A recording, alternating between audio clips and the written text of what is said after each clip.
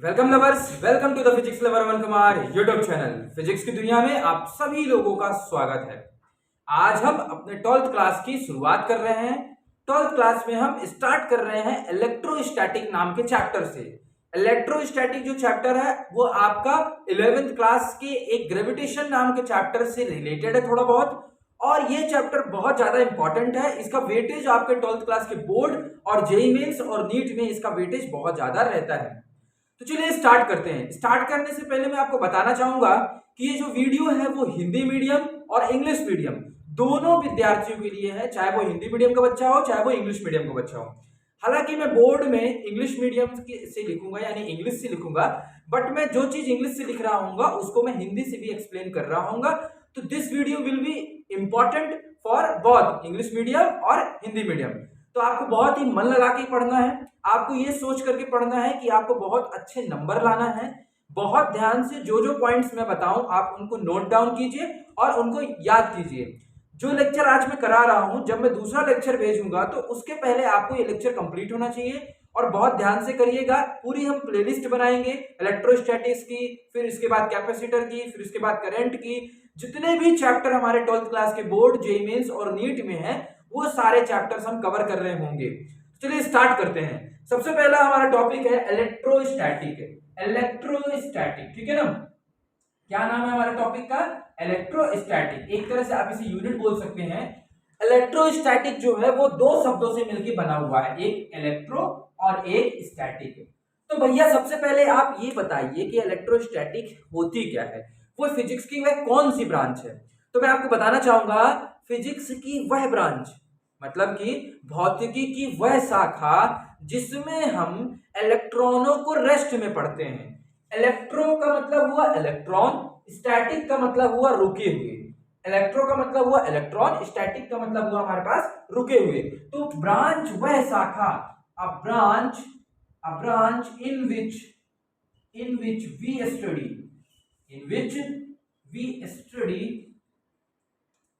Electron at. तो physics की वह शाखा जिसमें हम इलेक्ट्रॉनों को रेस्ट में पढ़ते हैं, इलेक्ट्रॉन स्थिर अवस्था में रहते हैं, उसे हम बोलते हैं इलेक्ट्रोस्टैटिक। तो हिंदी मीडियम वाले इसे लिख सकते हैं कि भौतिकी की वह शाखा जिसमें इलेक्ट्रॉन जो होते हैं वो स्थिर अवस्था में होते हैं। इलेक्ट्रॉन किसमें होते हैं?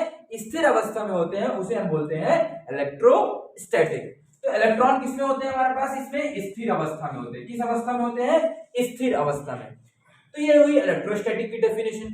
अब इलेक्ट्रोस्टैटिक जो होता है वो बेसिकली हमारे पास चार्ज इसका मेन फंडामेंटल पॉइंट होता है, यानी इलेक्ट्रिक चार्ज के बारे में हमें पढ़ना बहुत ज्यादा जरूरी है। तो चलिए इलेक्ट्रिक चार्ज के बारे में पढ़ते हैं थोड़ा बहुत। जनरली आप 10th क्लास में इलेक्ट्रिक चार्ज यानी कि विद्युत आवेश, वैद्युत आवेश बोलते हैं इसे हिंदी से, वैद्युत आवेश के बारे में आप लोगों ने बहुत कुछ सुना होगा और बहुत कुछ पढ़ा भी होगा 10th क्लास में। थोड़ा सा मैं रिवीजन करा देता हूं। तो जो इलेक्ट्रिक चार्ज होता है यानी वैद्युत आवेश होता है वह हमेशा एक स्केलर क्वांटिटी होती है। कौन सी क्वांटिटी होती है? स्केलर क्वांटिटी होती है। स्केलर क्वांटिटी को हम बोलते क्या है? अदिश, ठीक है ना। अदिश मात्रा होती है, इसको हिंदी से बोलते हैं, चेक कर लेते हैं, हिंदी से बोलते हैं इसको अदिश, ठीक है ना। तो इलेक्ट्रिक चार्ज जो होता है हमारे पास वह स्केलर क्वांटिटी होती है यानी कि अदिश मात्रा होती है। अदिश मात्रा का मतलब होता है कि उसमें केवल और केवल मैग्नीट्यूड होता है, उसका डायरेक्शन नहीं होता है। स्केलर क्वांटिटी वो क्वांटिटी होती है जिनका केवल और केवल क्या होता है? मैग्नीट्यूड होता है। तो यह एक स्केलर क्वांटिटी होती है। और आप लोगों ने I बराबर Q/T का फॉर्मूला पढ़ा होगा 10th क्लास में कि करंट, I मतलब होता है करंट और Q मतलब होता है चार्ज और T मतलब होता है टाइम। तो I बराबर Q/T होता है। तो यहां से हम बोल सकते हैं कि Q बराबर हमारे पास क्या आ जाएगा? IT हो जाएगा। मतलब Q निकालना होगा तो I यानी करंट और टाइम का मल्टीप्लाई कर देंगे तो हमारे पास चार्ज मिल जाएगा। ये हुआ हमारा इलेक्ट्रिक चार्ज। तो इलेक्ट्रिक चार्ज जो होता है हमारे पास क्या होता है? स्केलर क्वांटिटी होता है। और Q जो होता है हमारे पास बराबर IT के होता है। और इसको हम रिप्रेजेंट किससे करते हैं? तो इसको हम रिप्रेजेंट करते हैं कूलॉम्ब से। इलेक्ट्रिक चार्ज की जो SI यूनिट होती है, SI मात्रक होती है जो, तो वो क्या होती है हमारे पास? कूलॉम्ब होती है ना। तो इलेक्ट्रिक चार्ज की SI यूनिट क्या हो जाएगी हमारे पास? कूलॉम्ब होगी। ये सब चीजें हम 10th क्लास में पढ़ चुके हैं। अब अगर हम इसका डायमेंशनल फॉर्मूला लिखें जो कि आप 10th क्लास में पढ़े थे, तो इलेक्ट्रिक चार्ज का अगर हम डायमेंशनल फॉर्मूला लिखेंगे तो देखिए यहाँ पे आई आ रहा है। आई की यूनिट जो होती है वो होती है एम्पियर होती है करंट की, और टाइम की होती है हमारे पास सेकेंड। तो अगर इसमें हम रिप्रेजेंट करेंगे एमएलटी के फॉर्म में, तो एम 0 है, एल 0 है, टाइम का 1 है, और ए का भी हमारे पास 1 है। तो ये इसका डायमेंशनल फॉर्मूला हो गया, यानी विमीय सूत्र हो गया। विमीय सूत्र हम 11वीं क्लास में पढ़े थे कि विमीय सूत्र यानी डायमेंशनल फॉर्मूला में एमएलटी के फॉर्म में लिखते हैं। टाइम हमारे पास 1 था तो 1 लिख दिए, करंट हमारे पास 1 था तो 1 लिख दिए। ये हमारा क्या हुआ, इलेक्ट्रिक चार्ज। ये था हमारा इलेक्ट्रिक चार्ज। अब आगे बढ़ते हैं। इलेक्ट्रिक चार्ज की दुनिया में ही मैं कुछ आपको और कंसेप्ट्स बताना चाहूंगा। तो चलिए लिखते हैं।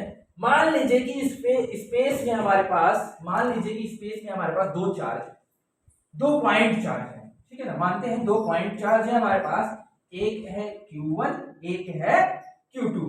वैसा भी समझना चाहो तो पॉइंट चार्ज के माध्यम से समझ लो, या फिर पॉइंट चार्ज नहीं है, हमारे पास कोई प्लेट दी हुई है तो उससे भी हम समझ सकते हैं। तो ये आपको कुछ नहीं है, बेसिक है, ABCD ऑफ द चैप्टर। इस वीडियो में हम इलेक्ट्रोस्टैटिक जो नाम का चैप्टर है उसका जो ABCD है यानी कि जो बेसिक पार्ट है वो कवर कर रहे हैं। तो मान लीजिए एक हमारे पास प्लेट है जिसमें हमारे पास पॉजिटिव चार्ज है यहाँ पास, ठीक है। हम इसके पास एक कोई दूसरी प्लेट लाते हैं जिसमें मतलब एक प्लेट थी हमारे पास जिसमें पॉजिटिव चार्ज था, और जब हम दूसरी प्लेट लाए तो उसमें भी पॉजिटिव चार्ज है। तो देखो दोनों अगर सेम चार्ज होते हैं, दोनों अगर सेम चार्ज होते हैं मतलब होता है हमारे पास समान होते हैं, दोनों अगर समान आवेश होते हैं, सेम चार्ज होते हैं, तो उनके बीच में क्या होता है बच्चों, रिपल्शन होता है। क्या होता है, रिपल्शन, यानी कि प्रतिकर्षण होता है। तो इस बात को आप याद रखना, ऑब्जेक्टिव में पूछा जाता है कि जब कभी भी दोनों आवेश सेम हो यानी कि समान होते हैं तो उनके बीच में रिपल्शन होता है यानी प्रतिकर्षण होता है। यही चीज यदि हमसे ये बोला जाता कि ये वाली पॉजिटिव प्लेट है और ये वाली नेगेटिव प्लेट है, तो इनके बीच में जो फोर्स लग रहा होता है उसे हम बोलते अट्रैक्शन का। क्या बोलते, अट्रैक्शन बोलते। यानी क्या लग रहा होता उनके बीच में, आकर्षण बल लग रहा होता, ठीक है ना। तो एक होता है हमारे पास प्रतिकर्षण बल और एक होता है आकर्षण बल। आकर्षण बल कब होता है, जब दोनों अलग अलग चार्ज हो, दोनों विपरीत चार्ज होते हैं, दोनों विपरीत आवेश हो, और जब दोनों समान आवेश होते हैं तो उनके बीच में क्या लगता है, प्रतिकर्षण लग रहा होता है। ये हो गया हमारे पास पॉइंट। अब चलिए कुछ और पॉइंट देखते हैं, है ना। तो अब देख रहे हैं हम चार्जिंग बाय इंडक्शन। क्या देखने वाले हैं अपन, देखने वाले हैं चार्जिंग बाय इंडक्शन। आपको कंसेप्ट पता होना चाहिए, उतना ज्यादा खास इंपॉर्टेंट नहीं है, बट फिर भी क्या होता है कि हमारे ऑब्जेक्टिव में, आप जानते हैं बोर्ड लेवल में क्या होता है कि आपको बड़े बड़े क्वेश्चंस जो आएंगे डेरिवेशन को तो अपन करेंगे ही, बट ऑब्जेक्टिव्स और कुछ 2-2 मार्क्स वाले क्वेश्चंस होते हैं, उनके लिए ये वाले क्वेश्चंस बहुत ज्यादा इंपॉर्टेंट होते हैं। हम बात करने वाले हैं charging by induction. Charging by induction, induction के माध्यम से चार्जिंग कर, हिंदी से बोलते हैं प्रेरण द्वारा आवेशन, है ना। तो हम पढ़ने वाले हैं प्रेरण द्वारा आवेशन। तो इसमें होता क्या है बच्चों, इसमें हमारे पास मान लीजिए कि एक हमारे पास प्लेट है जिसमें हमारे पास यहाँ पे पॉजिटिव चार्ज है। जब आप इसके पास कोई ऐसी प्लेट लाओगे जिसमें क्या था हमारे पास चार्ज, इसमें क्या है, न्यूट्रल है। क्या है, न्यूट्रल है। इसका मतलब इसका जो चार्ज है वो क्या है, 0 है। जब आप ऐसी प्लेट को लाते हो इसके पास में, तो बाद में होता क्या है हमारे पास कि ये जो प्लेट थी यहाँ प्लस तो था ही सही, जो हम प्लेट लाते हैं दूसरी जिसमें एक कोई भी चार्ज नहीं था, तो जो उसके पास वाला रहता है, यहाँ पॉजिटिव है, यहाँ है जो हम प्लेट ला रहे थे जिसमें न्यूट्रल थी, तो यहाँ क्या होगा हमारे पास अपोजिट, जो यहाँ चार्ज था उसके अपोजिट चार्ज जनरेट हो गया, और इसके जो दूर वाला पोर्शन होगा उसमें हमारे पास यहाँ नेगेटिव जनरेट हो तो यहाँ पॉजिटिव जनरेट हो जाएगा, और जितना यहाँ नेगेटिव जनरेट हुआ है उतना ही यहाँ पॉजिटिव जनरेट होगा। इसे बोलते हैं चार्जिंग बाय इंडक्शन। इंडक्शन का मतलब प्रेरण द्वारा आवेशन। जैसे आप बोल सकते हो कि एक प्लेट थी आपके पास जिसमें आपके क्या था, पॉजिटिव चार्ज था।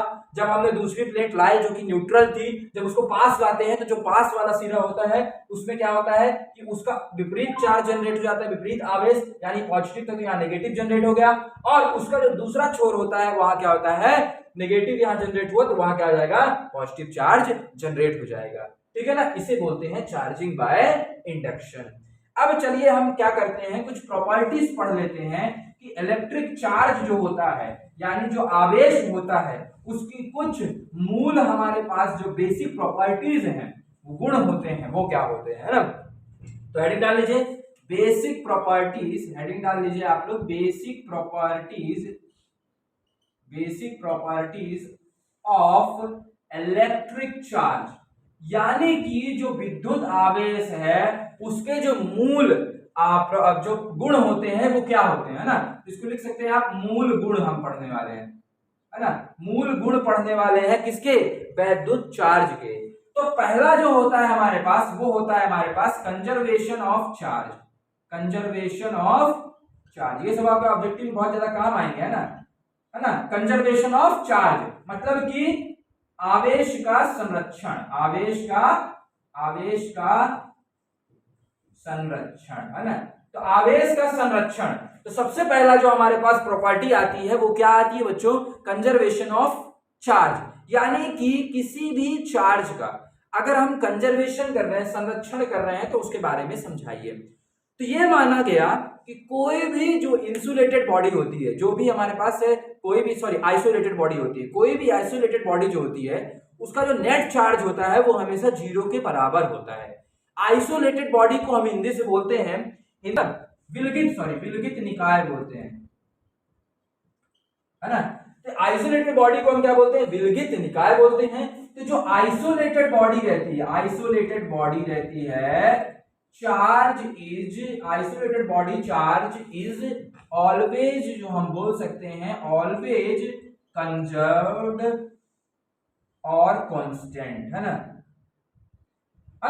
मतलब कि जो आइसोलेटेड बॉडी होती है यानी कि जो विलगित निकाय होता है हमारे पास, उसका जो चार्ज होता है, आवेश होता है, वो हमेशा क्या होता है हमारे पास, कांस्टेंट होता है। कांस्टेंट को हम बोलते हैं नियत, हिंदी से क्या बोलते हैं, नियत, है ना।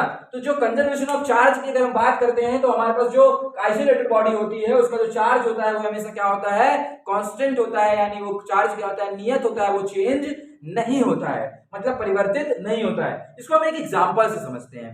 आपने मान लीजिए एक ग्लास की रॉड ली, एक ग्लास की रॉड लिया और सिल्क के कपड़े में उसे रगड़ दिए।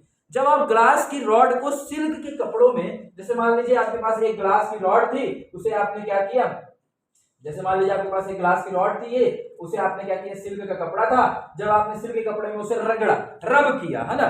जब आपने ग्लास की रॉड को सिल्क के कपड़े में रब किया तो अभी पहले मान लो आपने क्या किया, ये ऐसे सिस्टम पहले आपके पास, पहले आपके पास क्या है, फर्स्ट हमारे पास बोल दो, पहले आपके पास क्या है, एक ग्लास की रॉड थी और एक सिल्क का कपड़ा था। सिल्क के कपड़े में कोई चार्ज नहीं है तो 0 चार्ज, इसका चार्ज हमारे पास 0 है और इसका भी चार्ज हमारे पास रॉड का क्या है, 0 है। फिर जब आपने उनको क्या किया, रब किया, जब आपने उन्हें क्या किया, रब किया, यानी कि रब करके मतलब कंबाइन करके देखो, सेकेंड स्टेट ये हो गया हमारे पास कि जब आपने उसे रब किया मतलब कि रगड़े, तो क्या हुआ, हमारे पास कांच जो था उसमें हमारे पास पॉजिटिव आवेश जनरेट हो गया और जो सिल्क था कपड़ा था उसमें नेगेटिव आवेश जनरेट हो गया। लेकिन इस बात को ध्यान रखना है आपको कि पॉइंट चार्ज जो होता है वो क्या होता है, हमेशा आइसोलेटेड बॉडी में क्या होता है, हमेशा चार्ज क्या होता है, कंजर्व रहता है। तो ये आइसोलेटेड बॉडी थी तो इसमें चार्ज हमेशा कंजर्व रहता है, चार्ज जितना पहले था उतना बाद में भी होना चाहिए। पहले इन दोनों का मिला के चार्ज 0 था तो बाद में भी दोनों को मिला के 0 होना चाहिए।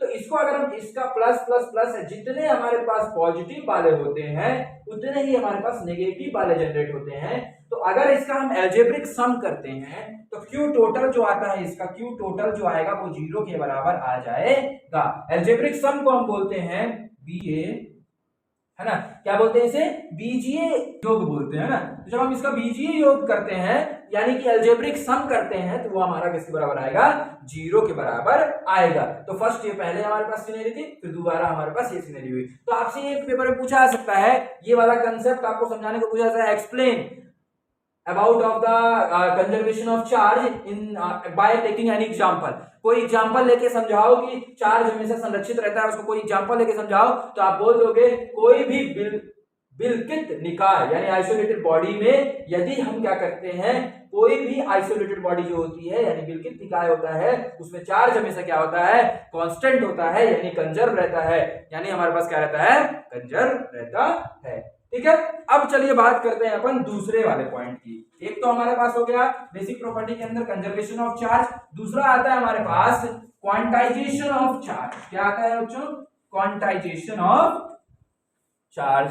तो दूसरा हमारे पास आता है क्वांटाइजेशन ऑफ चार्ज। हेडिंग डाल लीजिए क्वांटाइजेशन ऑफ चार्ज। और ये दूसरा वाला जो है बहुत ज्यादा इंपॉर्टेंट है ना, quantization of charge. Quantization of charge इसको हिंदी से क्या बोलते हैं?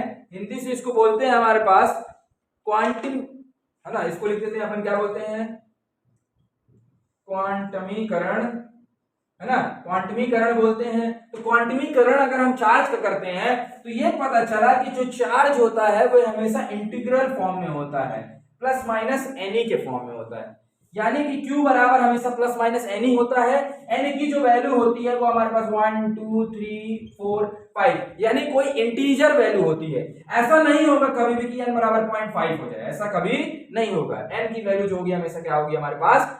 क्वांटाइजेशन होता है, यानी कि n की वैल्यू हमेशा क्या होती है? 1 2 3 4 5 ही होगी। तीसरी प्रॉपर्टी इसकी ये कहती है हमारे पास कि एडिटिव प्रॉपर्टी, है ना, ऑफ चार्ज।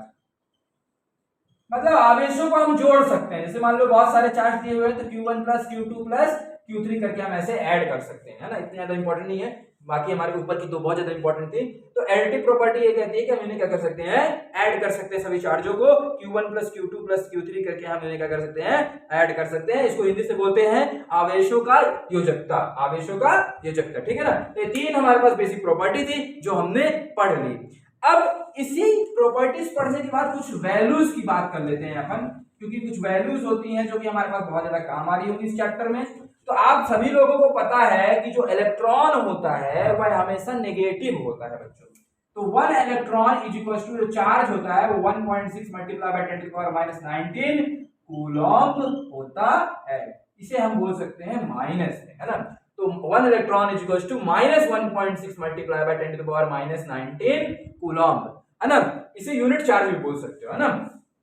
अब अगर हम ये 1 इलेक्ट्रॉन इज इक्वल टू कितना हो गया हमारे पास? क्या होता है हमारे पास? 1 minus 1.6 multiply by 10 power minus 19 coulomb. कभी कभी पूछा जाता है ये कि calculate number of electron, calculate number of electron in 1 coulomb. मतलब कि एक कूलम्ब में कितने इलेक्ट्रॉन होंगे। तो इसी इक्वेशन को आप यूज कर लीजिए। 1 इलेक्ट्रॉन में इतने कूलम्ब है तो एक कूलम्ब में हमारे पास क्या हो जाएगा? ये इससे डिवाइड हो जाएगा। तो 1 कूलम्ब में अगर इलेक्ट्रॉनों की संख्या निकालना होगा तो ये वाला नीचे डिवाइड हो जाएगा। तो 1.6 multiply by 10 to the power minus 19। अगर इसे हम इसका 10 नीचे करें, 10 ऊपर जाएगा, 10 टू पावर माइनस 19 है तो ऊपर जाएगा तो हमारे पास 10 टू पावर 19 का प्लस बनेगा, और इसका 10 और ऊपर गया था तो ऊपर 10 टू पावर 20 आ गया, है ना, और नीचे 116 आ गया। जब आप इसे सॉल्व करोगे तो कितना आएगा आपके पास? रिजल्ट जो आएगा आपके पास आता है, जो आपके पास यहाँ से रिजल्ट आता है वो आता है हमारे पास 6.25 multiply by 10 to the power हमारे पास 18 आता है। ये हमारे पास रिजल्ट आता है। इसको आपको याद भी रखना है। आपको एग्जैक्ट मतलब कैलकुलेट करते तो आना ही चाहिए कि इन दोनों को डिवाइड करके निकालते हैं 1 by 1 upon 1.6 multiply by 10 to power minus 19। But आपको याद भी होना चाहिए कि एक कूलम्ब में हमारे पास कितने इलेक्ट्रॉन होते हैं। डायरेक्टली आपके ऑब्जेक्टिव में पूछा जाएगा कि एक कूलम्ब में कितने इलेक्ट्रॉन होते हैं, तो आप बता देंगे 6.25 multiply by 10 to the power 18 electron होते हैं। तो ये वीडियो आई थिंक आपको समझ में आई होगी। अब हम नेक्स्ट वीडियो में मिलेंगे जिसमें हम कुछ और नए कंसेप्ट को डिस्कस कर रहे होंगे। मैंने पूरी कोशिश करी है कि वीडियोस जो हैं वो हिंदी मीडियम और इंग्लिश मीडियम दोनों के लिए हेल्पफुल रहे। थैंक यू लवर्स, मिलते हैं नेक्स्ट वीडियो में। तब तक के लिए आप हमसे बने रहें और आगे बढ़ते रहें। Best of luck.